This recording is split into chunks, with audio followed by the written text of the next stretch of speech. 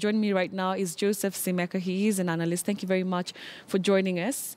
And we also have Sandra Ochola, an analyst also. Thank you very much for your time and happy Eid.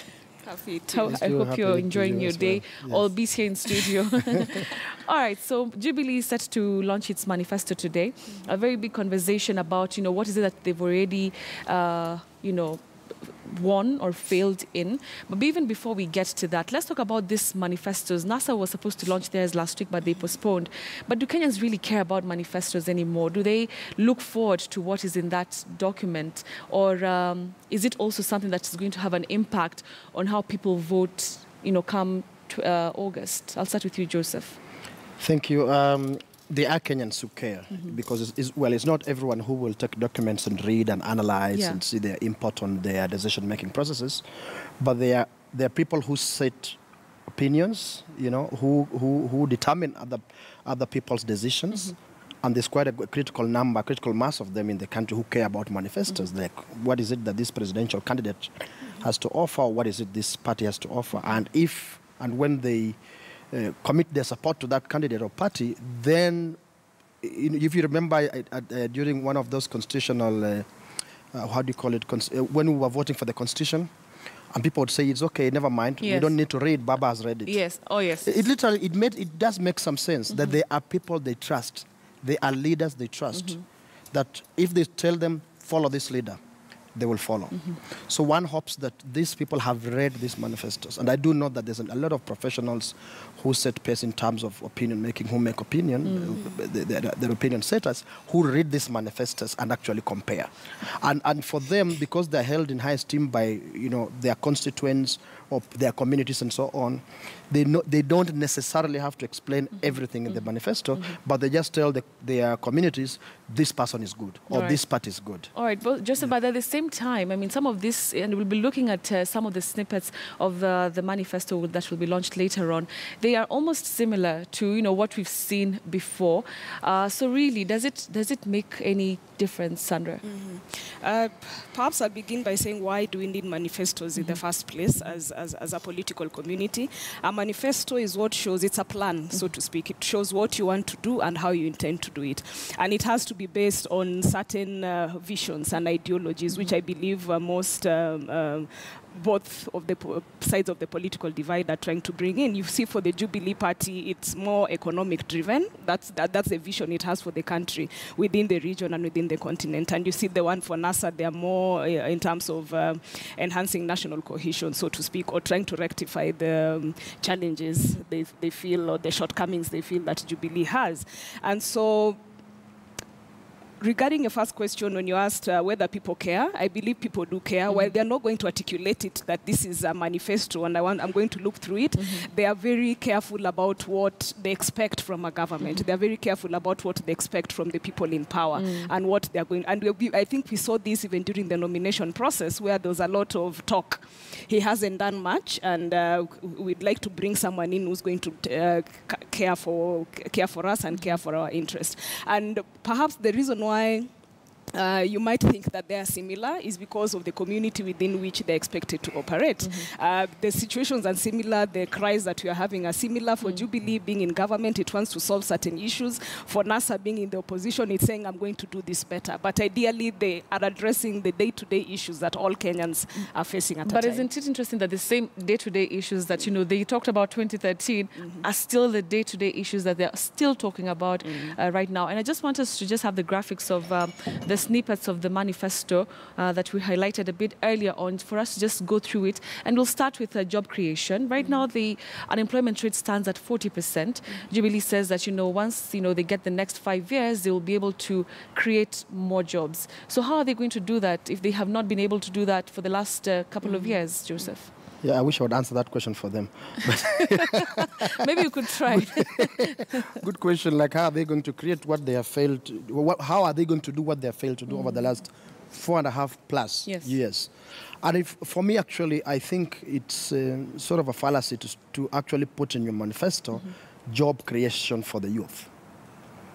I think there are other basic things you do that you ought to do as a government, or you ought to promise and commit to doing as a government, which if you actually do, they automatically result into job creation.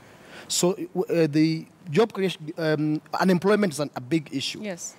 But the response to it from government, for me, it's not just job creation. It is the things, the structural things you have to do, for example, in the economy, that then automatically result into creation of job opportunities. So I do not think it's right to promise people well, it's all right in day-to-day conversations to say that. But I think it's good to go a bit further than that and say, how?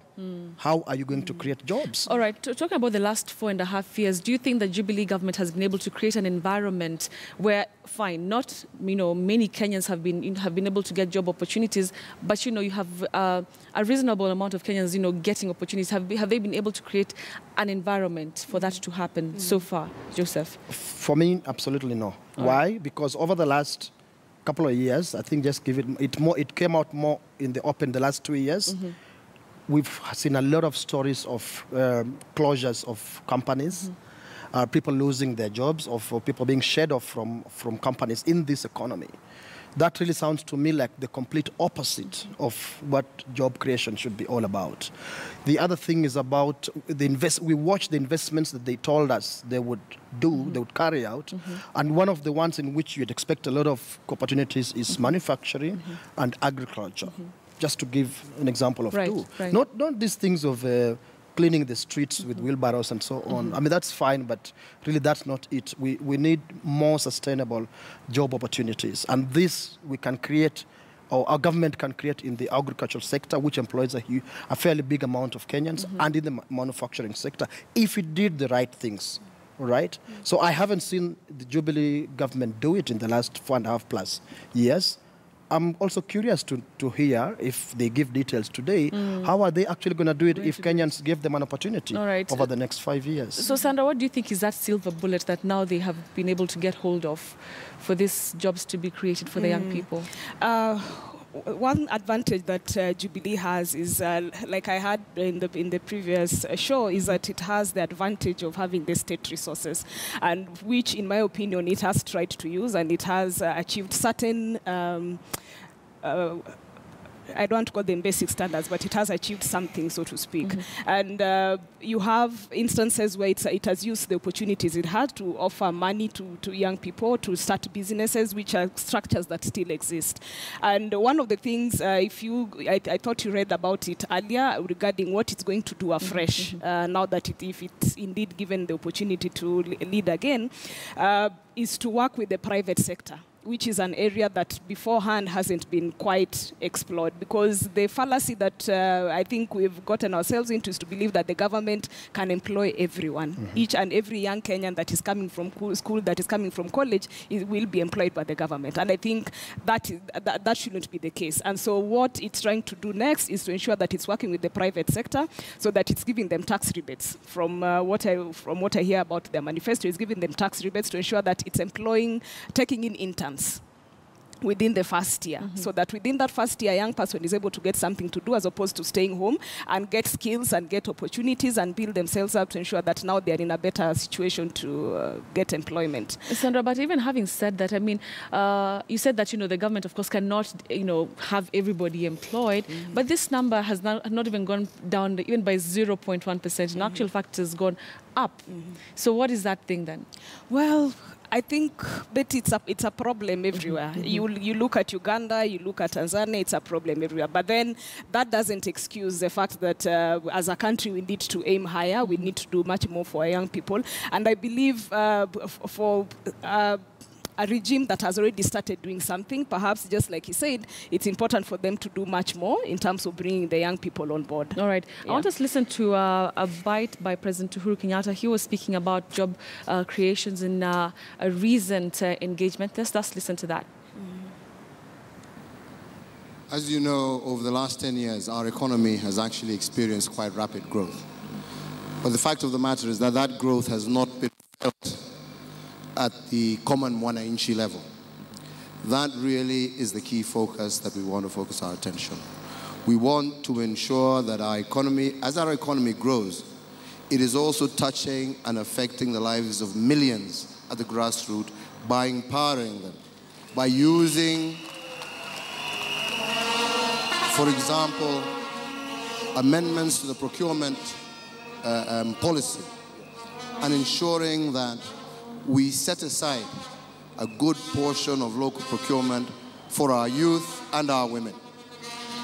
We don't want to be exporting jobs when we know we have the capacity to do those jobs in our own country. And we have millions of young men and women looking for work. And yet, we are using our hard-earned foreign currency to buy even simple things like furniture and etc. outside the country. So really, ours is to empower and to drive the economy from the grassroots level up, as opposed to a top-down look view of the economy. All right, President Uhuru Kenyatta there speaking about job creation, which is really a big part of the manifesto. And I want us to talk about something that he's mentioned, procurement. Right now, you have quite a number of young people, fine, even after they get, you know, the tenders and everything, they're not getting paid. Suppliers are not being paid. It's something the President himself has addressed before. So what really is that commitment, you know, to doing this thing, Joseph?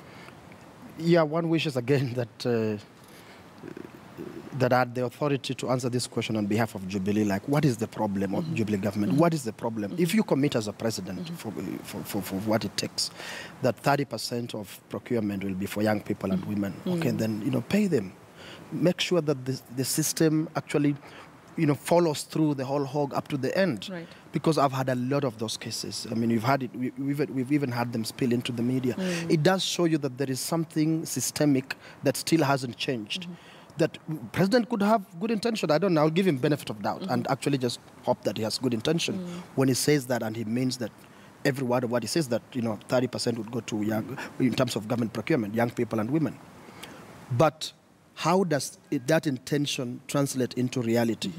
Does he ensure that his government addresses the systemic hurdles that have traditionally kept out these groups of people, these groups of the population that is talking about? If his government fails to follow through, to remove these hurdles, to break them down, to fill the gaps, so that, you know, the playground, you know, can be level for these hitherto excluded groups, then his intentions are as good as nothing, are as good as zero, really. All right. Because it's not enough to make a declaration and then just stop there. I have, you know, had him, even simple things. You do not, for example, say, NTSA, make sure that bump on the road that caused a fire is removed. And then 6 months, well, 5 months down the road, the bump is still there. It's still there. And you are the president of the republic. Something is wrong. All right. Sandra, let's talk about NASA and, you know, what they are also promising when it comes to improving, you know, young people's lives and ensuring that they're placed, you know, in places where they're able to get a few coins. They're saying that, you know, they'll use agriculture, they'll inject, you know, money into agriculture, invest into agriculture, and see, you know, that sort of like become a backbone of where, you know, young people can get opportunities. Do you think that is viable on the how to actually do this thing? My perception is that, and this is a personal view, that as a country, as a political community, we lack viable alternatives.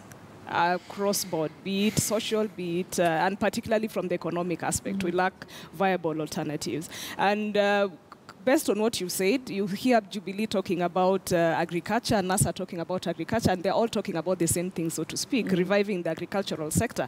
But you have NASA stating that it wants to focus on the youth. Then the question will be, how many young people are interested in agriculture, and what systems and structures have been put in place to ensure that young people can invest more in agriculture? So my thinking is, agriculture could be one sector that they could focus on, but there are so many other things and many other structures that they need to put in place. Their how, for me, is not so clear on how they want to deal with youth. And my misgiving is that for the opposition in particular, we haven't seen instances where they have actively engaged young people beyond the political structure. Even within the political structure, you have, like what you've been hearing in the media lately, that the NASA coalition is headed by older people.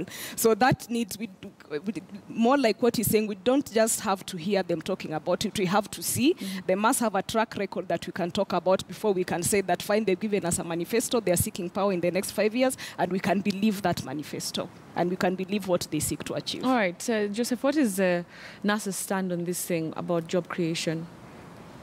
I think what I've seen in NASA's seven pillars of NASA, is a focus on Article 43 of the Constitution, which is about economic and social rights. That if you actually implement, by the way, for me, all these parties and or coalitions could actually have the same manifesto and there would be no problem.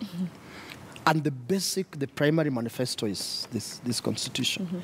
If a government comes in place and actually implements this constitution, it would set a fantastic foundation for this country to take off in terms of economic, social, political, even cultural development of the country. It's just beautiful, the things that are written in this constitution, and it represents for me a very basic foundation of a political platform to move a country ahead.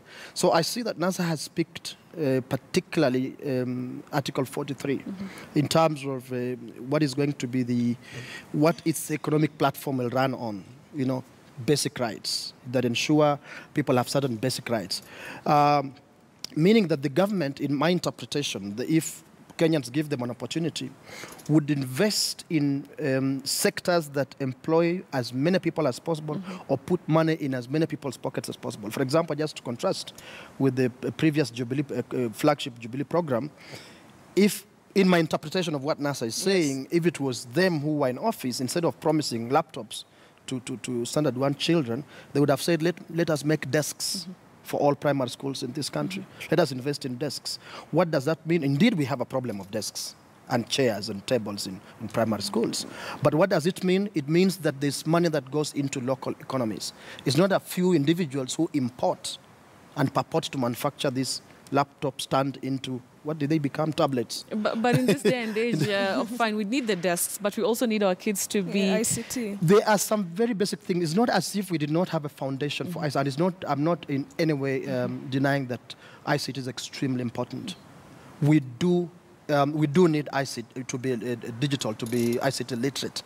And we have a foundation for it in the country. But I'm saying in terms of how you place priorities. Do not give this kid, in my humble opinion, a tablet when they have nowhere to sit, when the parent who's sending him or her to school has nothing to eat or to give this child to eat. So I'm saying in the order of priority, how you place your priorities. So for me, you first ensure that, and I'm just saying I interpret that, and I agree with it, interpret it from what NASA says on economic and social rights.